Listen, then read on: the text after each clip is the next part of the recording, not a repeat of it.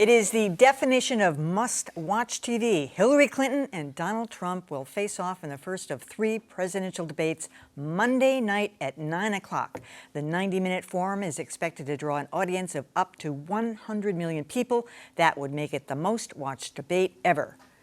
So we are going to have a little fun with this, and it's going to be a chaotic event. You know, it's going to be Lester Holt is moderating it, so we just want to take a little spin around here and have everybody say what they think Lester Holt should do, what's going to be the takeaway from this debate, and what's going to happen. Don't try to fact check them, either of them. That's their job as a candidate and part of the information that viewers will take away about their strength, their capacity to think on their feet. Just keep it moving. Don't let them talk over each other, and make sure every exchange has an opportunity to finish. Don't be in such a rush to move on that you squelch a budding conversation.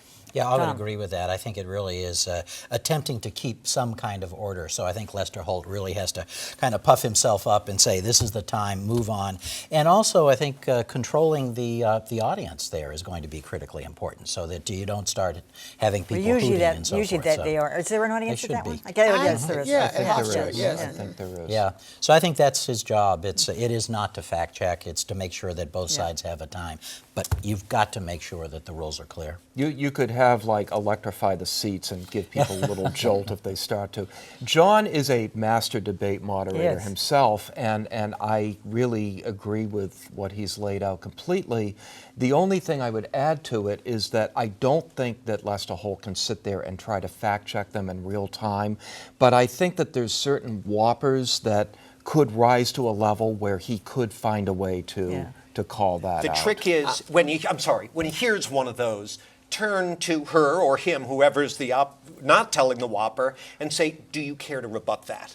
Kelly. Give them an opening.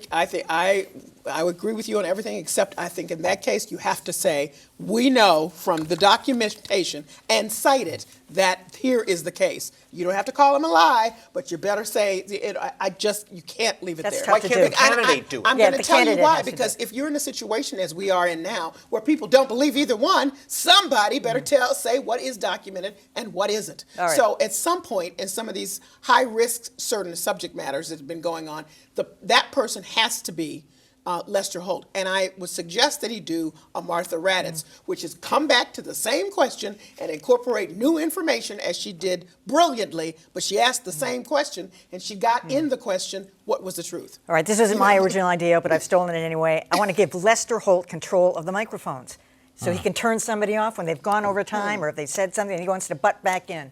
Never going to happen, but that's what I would do.